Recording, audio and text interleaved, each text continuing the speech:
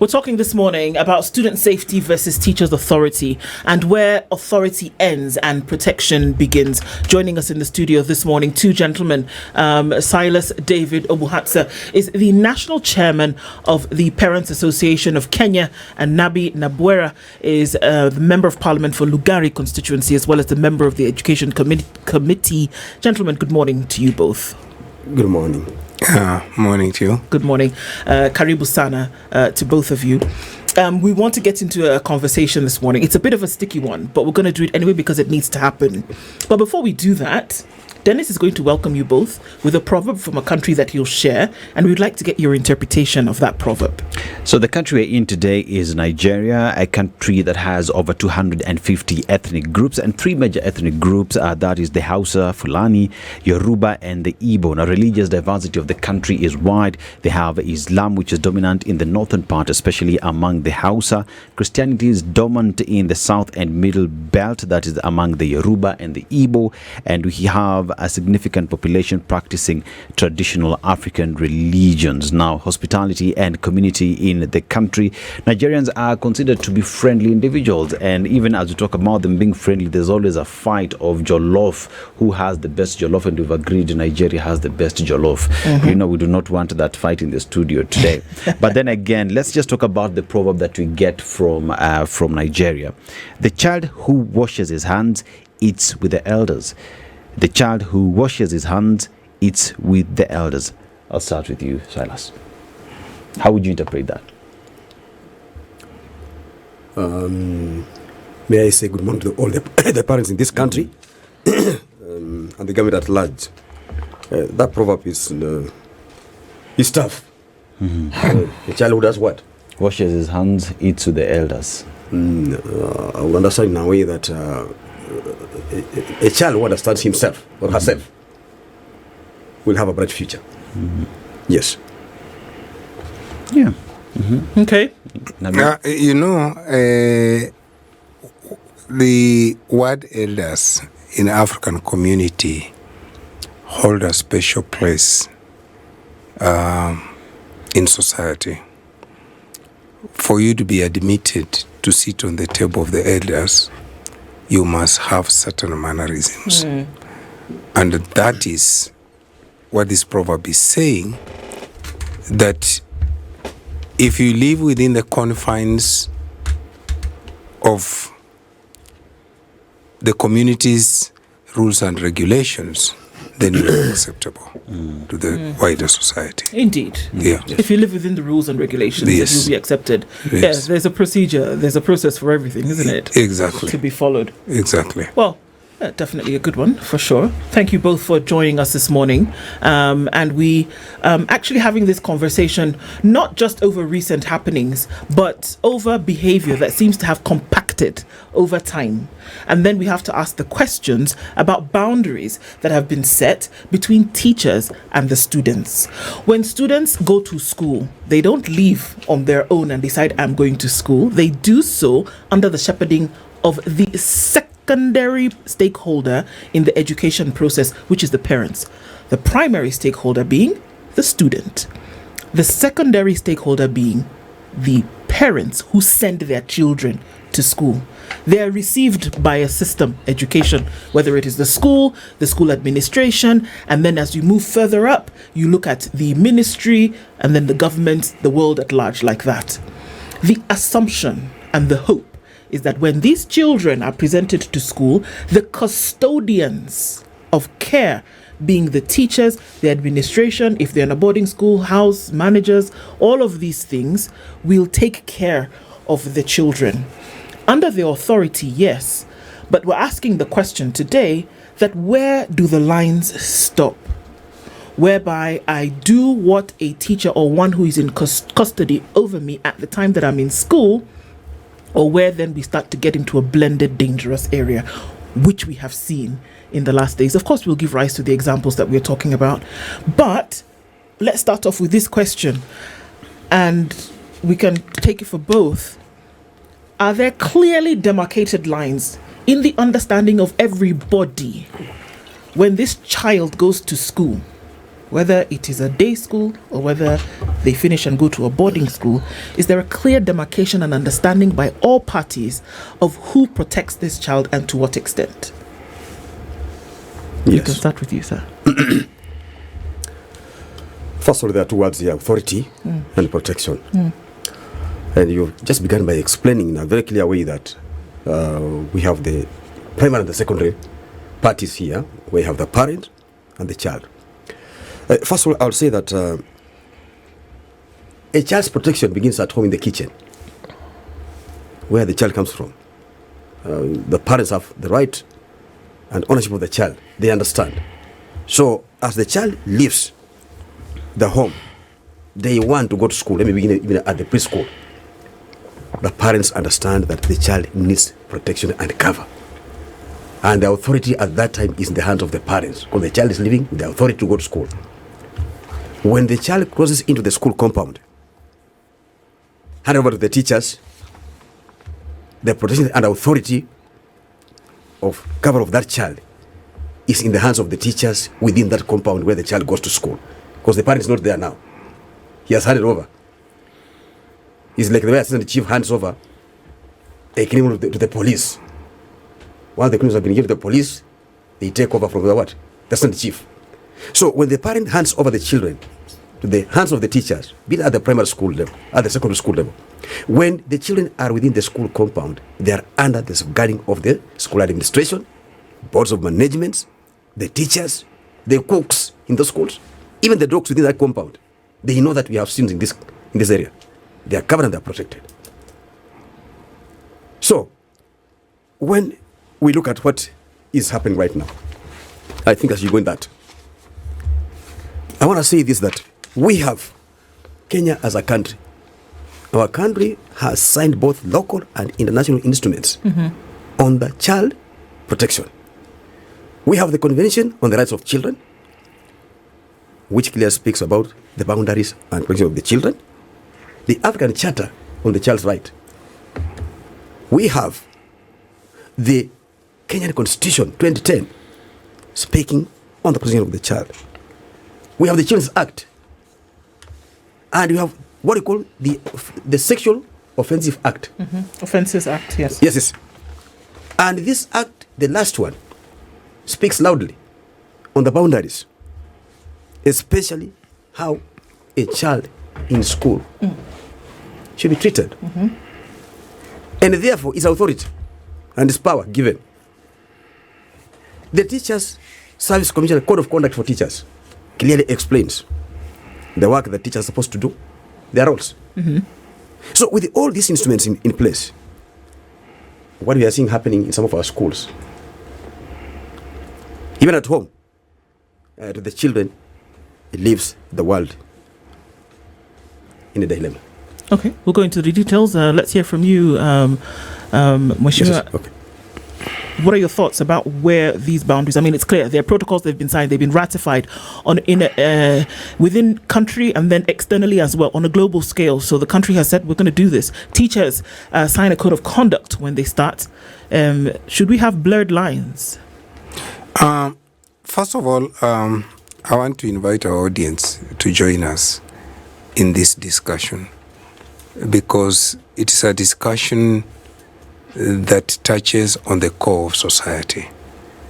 It's not just about the child. It is about the moral fabric of the Kenyan community. Whereas you've said you have two key participants here, the primary and secondary, you are leaving out a very critical actor in the whole of this government. Because government is there as a regulator to ensure that both the rights of the child and the rights of the teacher in the relationship of education are protected. And I want to say this. Article 53 of our Constitution talks about free and compulsory education, basic education. but it also identifies a critical issue, which I would want us to look at. Parental care and protection. That is Article 53(1)(e), that every child has a right to parental care and protection, which includes equal responsibility of the mother and father to provide for the child. Now, if you read that together with Article D, which says every child has the right to be protected from abuse, neglect, harmful cultural practice, and all forms of violence, inhuman treatment, and punishment, then it puts us into a new context that the government must take responsibility to implement that article of the Constitution. And it does that using certain tools. And my brother here has said one of them. The Educational Act, which stipulates how a school should be and how it should be run. The Children Act, which specifies the rights of children and the punishment that comes with those who infringe on the rights of the children. But more importantly, the Teacher Service Commission Act, which stipulates what is the role of a teacher, including taking over the parental care once the child crosses the gate of the school into school. The parent transfers the parental care. The teacher becomes the custodian. It's called in locus parentis. Exactly. Yeah. They assume, we say in anthropology, they assume a motherly role that is symbiotically transferred because of their role. Okay. Now, what has happened in this country is that in ensuring that we have a seamless education for our children, and I say this with a lot of humility, parents have abdicated duty. I'm going to stop you and ask you a question there. How do we connect the abdication of parents' duty when a child is in school and a teacher, and not just in one instance, but over and over and over again, to multiple students over years, has gone beyond the lines of in loco parentis and has had sexual relations with children to the point of even marrying an ex-student? How do we see that the abdication of a parent's duties is the reason why a teacher would do that to girls, for example, over the course of 2 decades? That's just one example, because when this example came to light, did we see social media? It was awash, and everybody said, this happens in this school, and it's happening in this school, and it has been happening in this school by teachers. So, is this the abdication? Is this as a result of the abdication of the parent's responsibility? Very well. That's where I'm coming. Where I'm coming from. Why I say it is abdication that has led to this inhuman behavior, metamorphosing to what it is. Number one, if the parents were close to their children, they should have nipped it in the bud at that early stage. How? When a child is in school, you are provided for various avenues when to go to school to find out how your child is doing. And I've been to schools. I'm talking as a person who has gone to schools. The parents come to school and they are in a hurry. They don't want even to have a one-on-one with their own children. Number two, if you look at this story of alliance, let me be very clear, because that's the story that is. Are you telling me that all these children were so naive not to share with their parents? Yes. For all these years, that tells you a story that as parents, we have failed our own children. Mr. Nabii, how would you respond to the word grooming in the sense that it is a crime? And let me just go deeper into what grooming means. Grooming is a process where an adult builds a false sense of trust or friendship with a minor in order to, 1, gain access, 2, lower the child's defenses, and 3, prepare them for abuse, usually sexual or exploitative. We talk about an adult taking advantage of a minor, manipulates them, and puts them into these box that they're able to take care of their feelings and manipulate them to where they want them. At that point, how have parents abdicated? Doesn't this fall squarely on the floor and the footsteps of an adult who's taking advantage of a minor? Do you know, let me explain this way. I told you, you have a biological parent here, and you have a presumptive parent here. And this presumptive parent is headed by a person called a head of institution or a principal. In this case of Alliance, the principal of the high school. The principal assumes the overall parental duty. For God's sake, over the years, there is no day Alliance has had a principal for a month. The principals have lasted for several years. As a parent, the principal failed to take his responsibility in understanding a child. We have even maids in our own homes. If you don't take time to understand the relationship between your own child and the maid can mess up the child. And there's never that it's not possible. And I'd like to hear from you as well, Obuhatsa, because there's no time that we could actually see cases of this whereby there is possibly deliberate intent to shut down the story so that it doesn't come out into the public.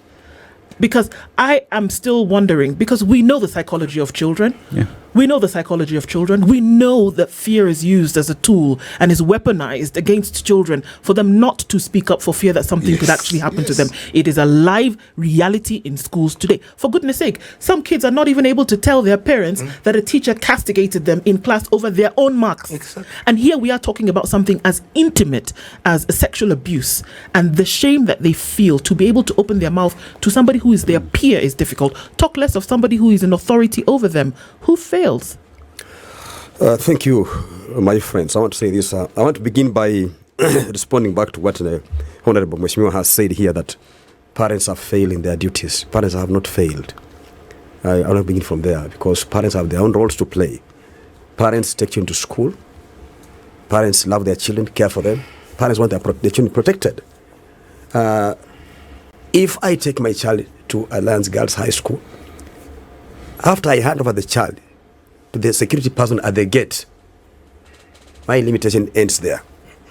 Unless now if I'm invited, or when there's a visiting day when I can go to school and listen, or when there is something like fee payment that requires me to go there, I have no any other authority to trespass in the school and go and investigate what is happening to my child without official invitation. So parents, when they take their children to school, they entrust the children in the hands of the teachers. Schools have administrations. They are principals, highly qualified, they are professionals. They understand these instruments I've talked about. Schools have boards of management and PTAs that sit and make decisions, including the discipline of the students and the teachers. And I said that even the dogs in the school compound understand, they smell that the school has administration that is either a positive administration or a negative what? Administration, they know that. Ask yourself, my sister here and my brothers, how could a teacher use his private vehicle and sneak the children out of the compound through a gate that is protected? What is the work of the security officer at the gate in the first place? And yet when the parents go to school, even personally, I have to remove my phone I almost have to remove my trousers, even my inner for him to check and see that I'm an innocent person. And here, he is allowing children to be sneaked out of the school in a private vehicle. What role has the parent got to play there? Parents not there. Secondly, with whose authority is this teacher having the children in his or in her vehicle privately? With whose authority? Does the school management allow that? Or in 25 years. 25 years along the line. 25 years. My son, firstborn son, is 25 years. He's not an accountant. Do you know how old he is? How can this happen for 25 years in a school where there is a board of management, where there is a principal, where there are teachers, and it's happening in silence? Now, when it comes to children, we are talking about a child. We are not talking about a mature person. These are children whose brains are still growing. They are still developing. And children, even if they are given sweets, they will keep quiet and they will not say. They will not say, even if they are in pain, they will not say that they suffered. Because really, you can never know what was behind this. The children even have been given things like alcohol when this is happening. So when they realize that things like this have happened to them, it's an embarrassment. They can't even tell the public. They even fear. Some parents are as wild as what? Foxes in the bush. When a child discloses this, it will be, it's you and the teacher. You knew this very well. But the child is innocent. So the question is, who is supposed to protect the child when within the school premises?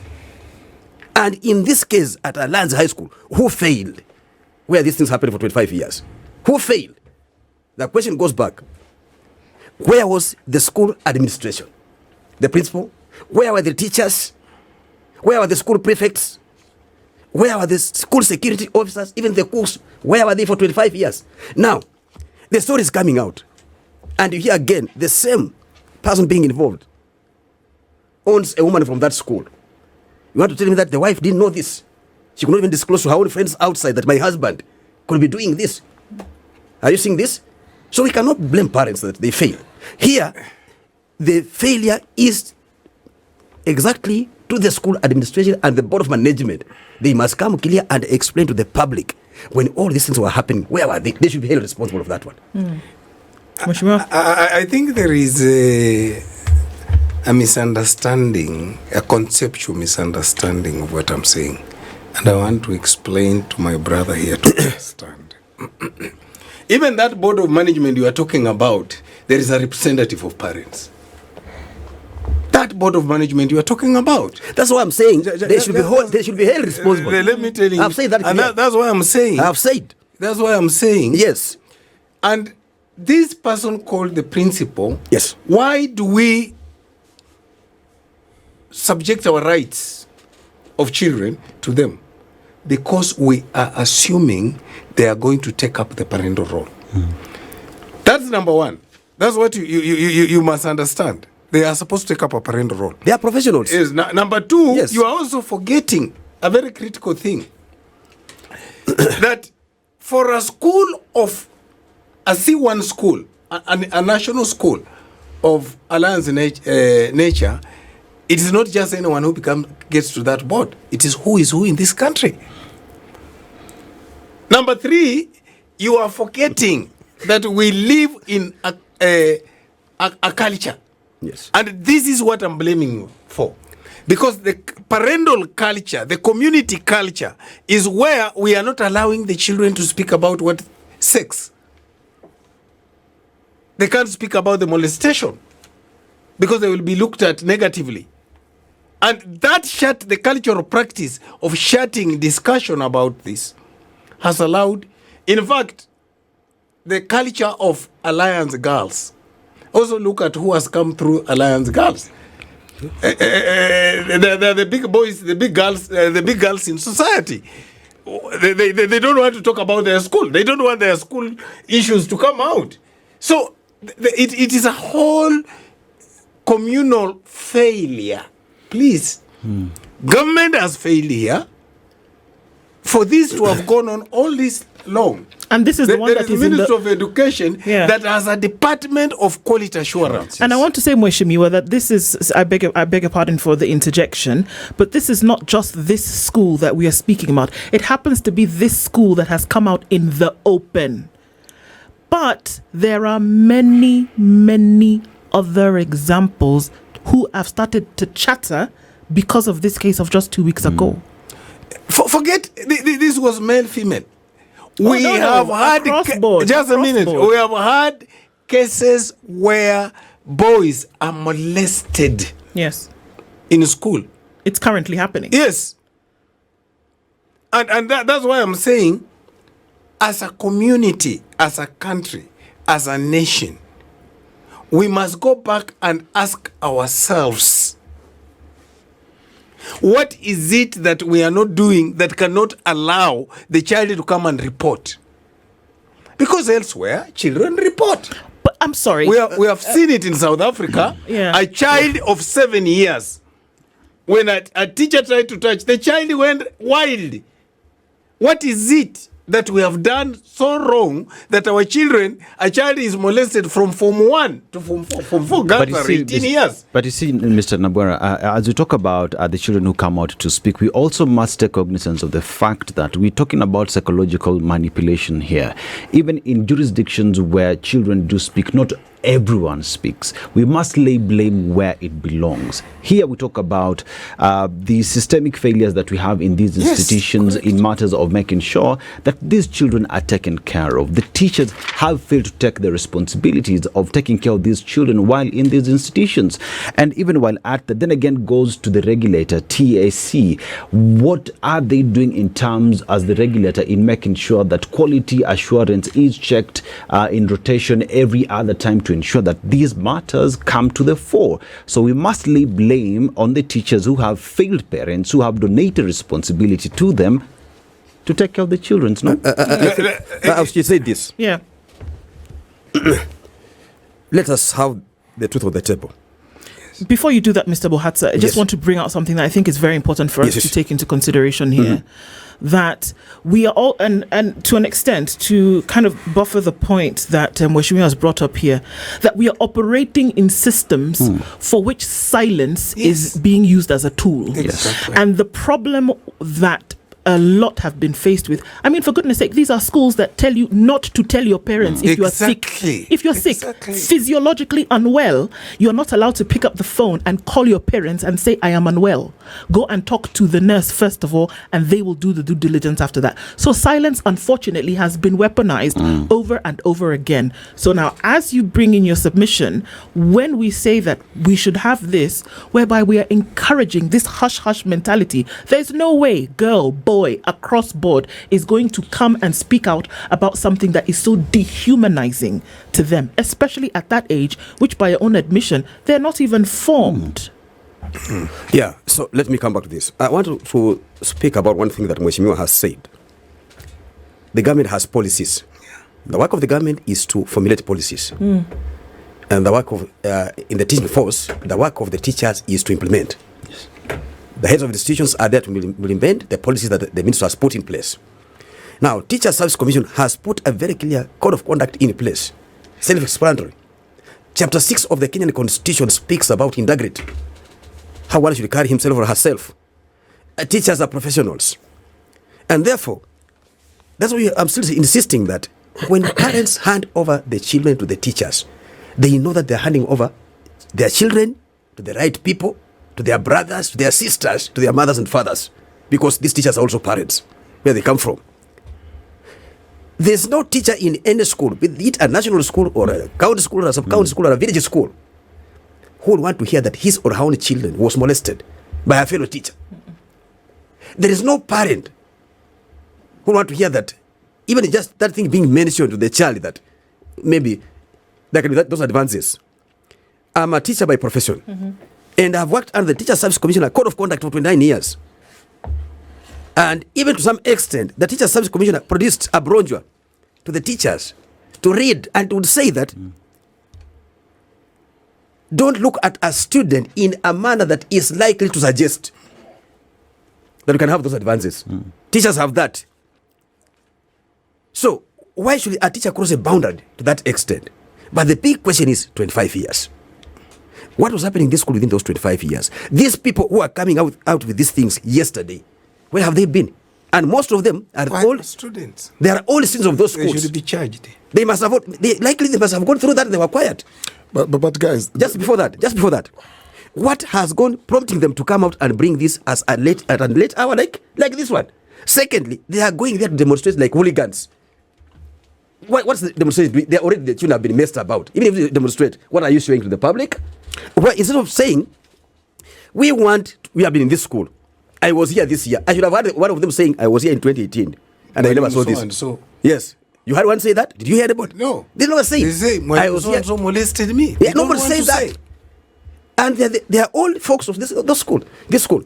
Alliance High School is one of the most, Alliance Girls is one of the most highly respected schools, both locally and internationally. It's like a campus that is equal to those campuses in the US.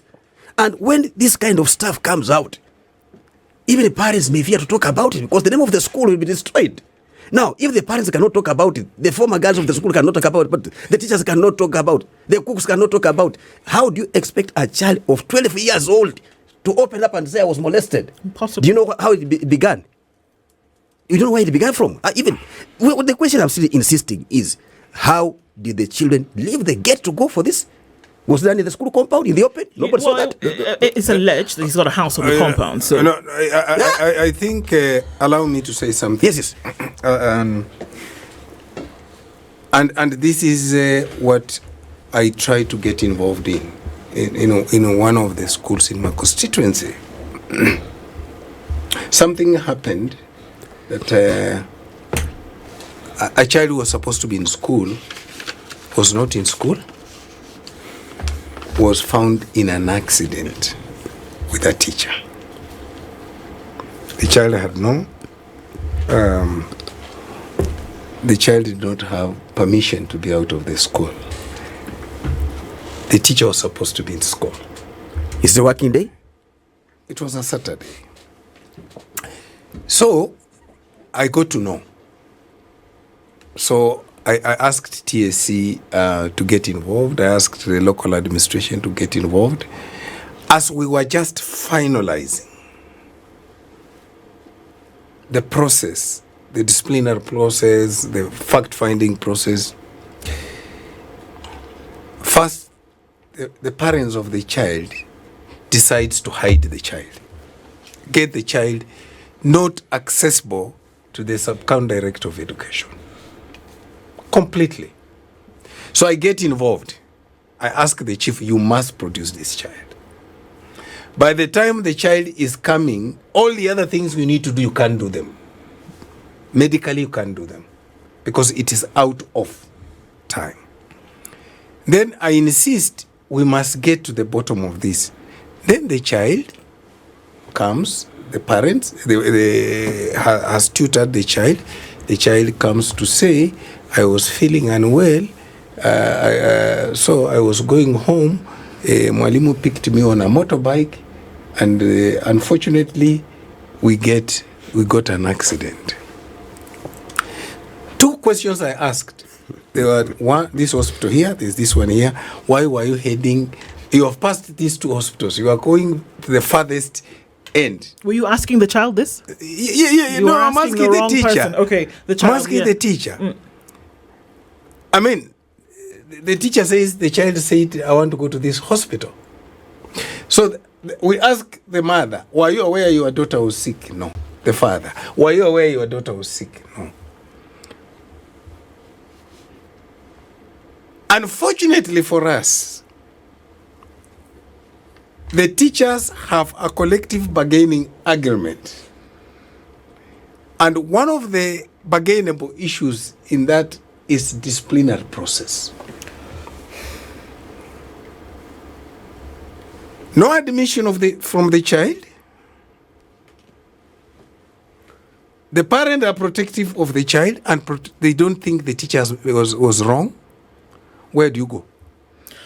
I think, and the medical test we should have done to see whether there was sexual intercourse, the child is being found 5 days after. Doctors are telling us this is not doable. I'd like to come in at this point and ask questions around the predatory nature of, and this is what will form the basis of this conversation today, that what lines are being drawn, that we are not honoring the boundaries that have been set when it comes to what should be happening in schools where children are given to teachers by their parents to then do two things: to teach them in an academic nature and to guard them in a fostering nature. Why are we not addressing the predatory nature of some teachers on children that has happened for years? You can't tell me, number one, that school administration is unaware, because I can sneeze today, right now, and by the end of the day, somebody else catches a cold. It is not possible that within a controlled environment, like a boarding school, for example, that something like that happens, and other teachers, by your own admission, Mr. Obuhatsa, that people know, they talk to each other. Even if they don't know the act of that day, for example, there will be chatter, there will be rumors, it will spread. It is not possible that for 20 years, it's not possible that for 20 days, Yes. 20 days, something happened and we are quiet. Hear this. Why do we have this predatory nature, and why do we have it greeted by silence? For no reason should we ever blame the children. Never. They're the victims here. Now, Never. I know what my brother wanted to say first. I don't know whether I can go. But What I he can wanted go. to say first, Yes, in line first. with the argument that some of these girls have taken 20 years to finally speak, and victim blaming goes that direction when you're dealing with somebody who, if you go through that act and understand the kind of trauma that then somebody goes through, and they keep these things to themselves for years, and they can only find strength to now speak when they realize, okay, there are others who are the boldness and the courage to now speak. Let me join in and speak. Victims of sexual abuse go through this trauma. And so it doesn't matter whether it's 1 day, 1 week, 1 year. Somebody can stay up to 40 years or even 50 years without even speaking of something that they went through when they were 5. So the argument that why did they take this time is neither here nor there. I want to draw your attention to a feedback system that we used to have in schools when I was in school back then. I don't know whether all schools had this, where there was a teacher, specific teacher, and this teacher was from the guidance and counseling, where if you have any issues, you go and speak to this teacher. If it is an issue we're going through at home, maybe it's a parental issue, if it's a teacher issue, you openly went to speak to this particular teacher, and this teacher will talk to you. I don't know what happened to that feedback system. In Cape Town, there's a school where an incident like this happened. And what they ended up doing is girls were taught, and it's not the parents who did this, it's the school, because once the child gets into the school, it's the school that can design programs and can come up with conversations of how do we secure these girls. And so the feedback system was in such a way that if a teacher comes close to you to whisper to your ear, touches you in an appropriate way, and this is how inappropriate will look like, the students are told to write directly, and this is an independent person in the school who receives this feedback. Why can't we have those kind of feedback mechanisms in our schools then? Okay. Yes, I want to respond to what you said. First of all, let me come back and respond to what you have said. That these 25 years might have taken because some of these old girls or old mamas of this school were taking their time to think that they can now reveal this out. Can you be sick? You have a stomach pain for 25 years and you're waiting that you have to go for 25 years to speak about it? These are all students of this school. They know that they have been going through this for the last years, and they know that the current students who are there, Form 1s, 12 years old, are going to go through this pain, and they are keeping quiet. So what provoked them to come and reveal this at this late hour? They should have been, just a minute, they should have been held responsible. The person who came with this out, first of all, starts to be held responsible. Secondly, we have said... Sorry, hold who responsible? No, I'm sorry. She did. We need to be very clear on this, that she did actually come out, but there was a court order that gagged her from speaking out.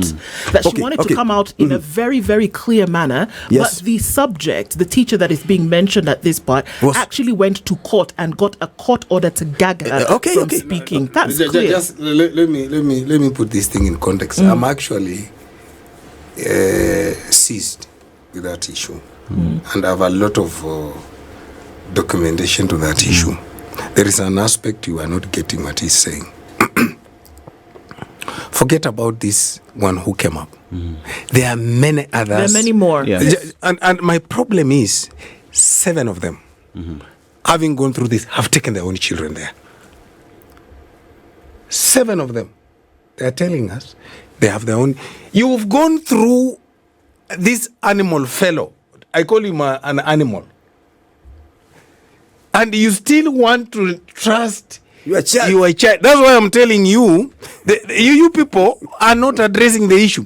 The issue here is moral decadence of the society.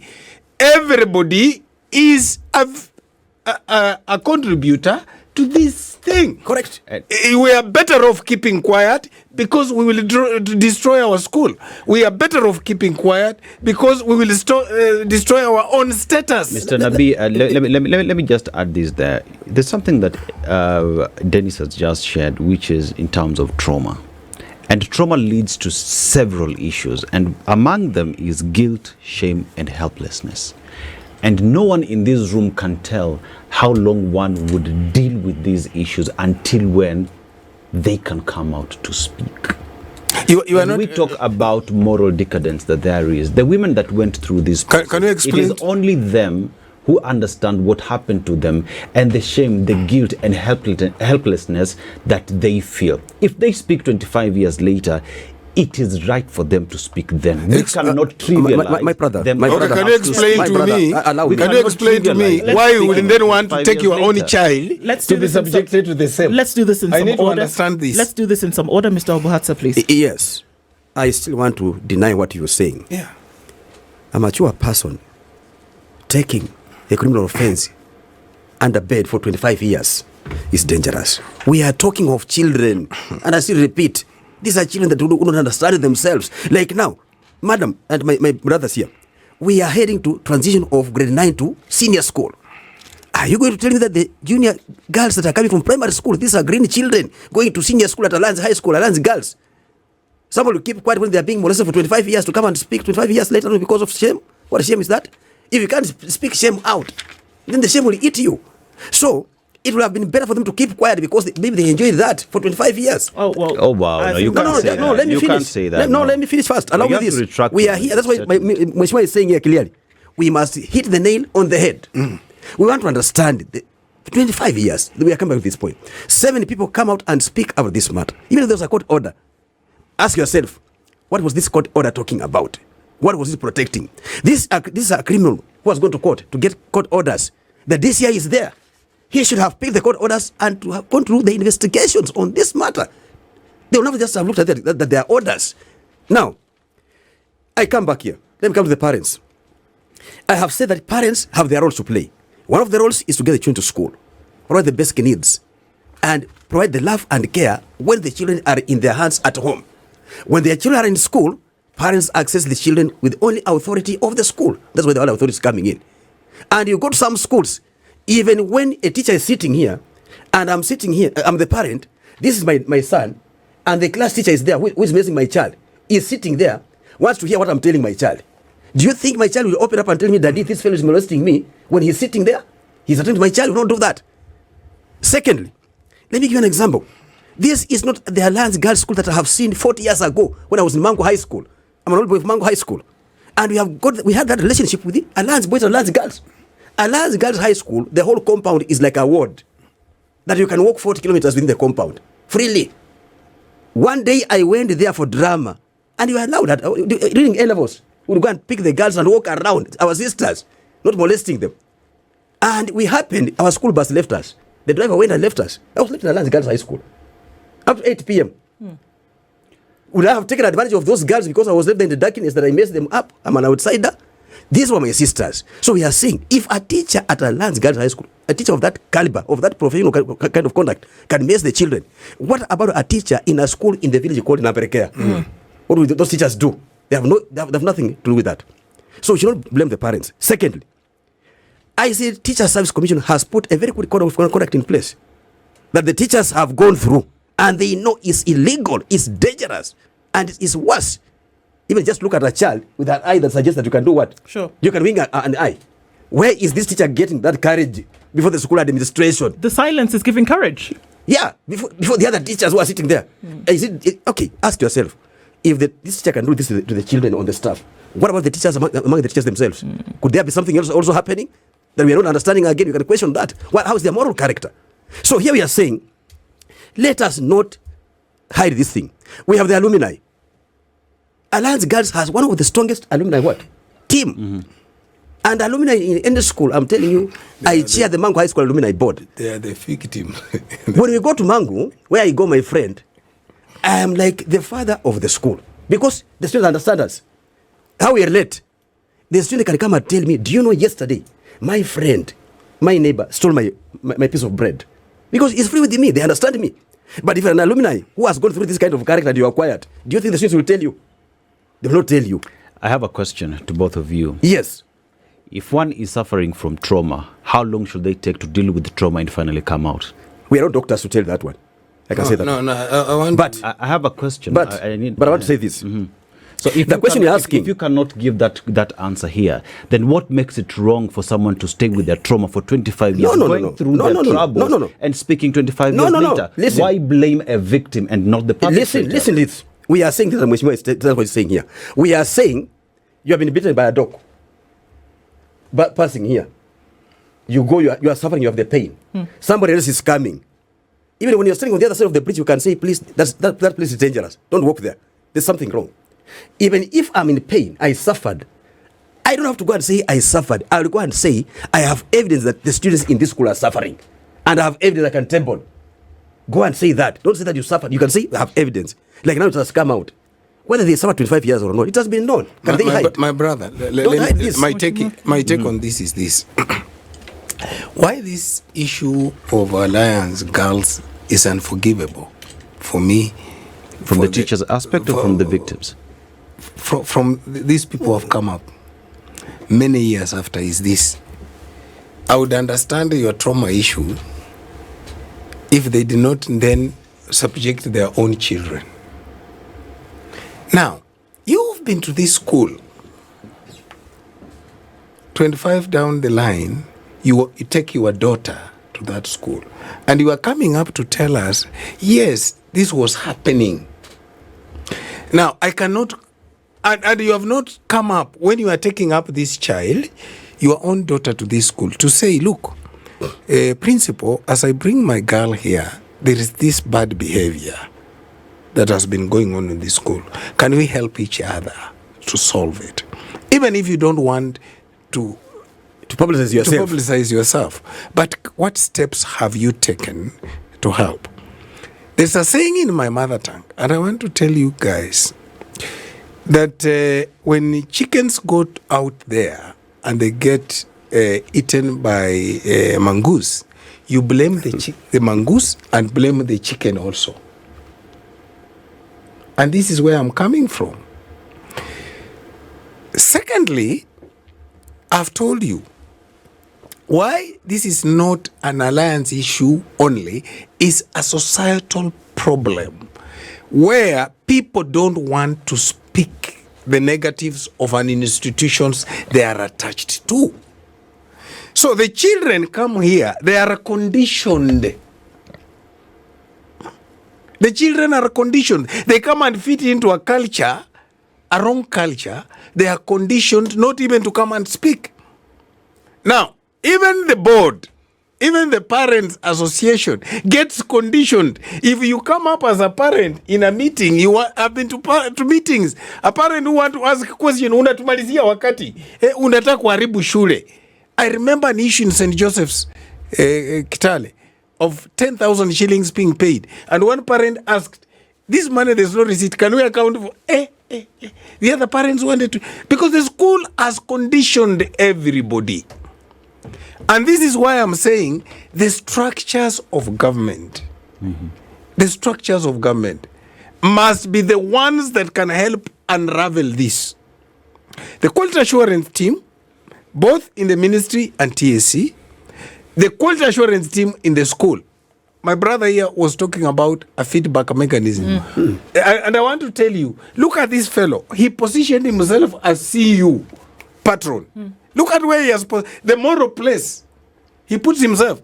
You have not asked yourself the question, what about if the career and counseling fellow is the predator? What about if he's the one? So how will the feedback come in? And I've gone further to tell you, one of the mistakes we have done as a country is to allow the issue of discipline to be a negotiable issue. I think that if we start going in that direction, we'll probably end this show at midday. And unfortunately, our time has run out and we need to continue because that's a whole another kettle of fish that if we get into now, surely time definitely wouldn't allow us. We leave this hanging. As we do with some conversations, because it can't end now, and it's still an issue, whether we bring in the academics, whether we bring in the societal, whether we bring in the justice, and it must continue. But want to thank you both, gentlemen, but for I joining wish you us allow me to this say something morning, to close. because our Just to time close. has actually run out. Quickly, we should also be talking about solutions to this problem. Yeah. Absolutely, which is why I said the conversation. We are not going to leave it here as we are sitting here today. Mm. If I go out, the parents will ask me, so what did you suggest as a solution? I'll give you 10 seconds. One thing is, the government must allow TSC to send guiding and counseling teachers to schools, all schools, before the junior school children can transit to grade 10, because they should be protected, guiding and counseling. Second question, there are schools that are so strict to parents. Parents cannot walk in, they cannot talk to the children, and yet they also took the children there. There should be mechanisms of feedback, as my brother said here. Let us have the children and their parents, when they go visiting schools, discussing, sitting and working as a team.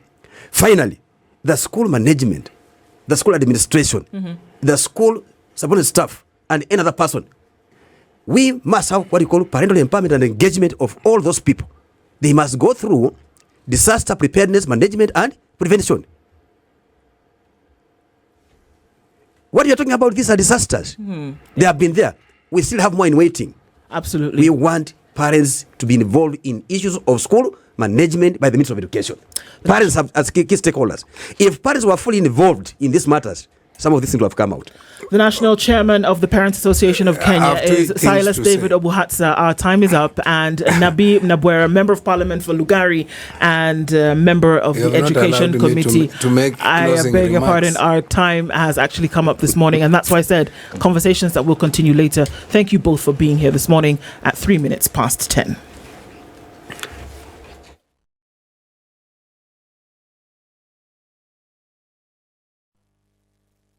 This is the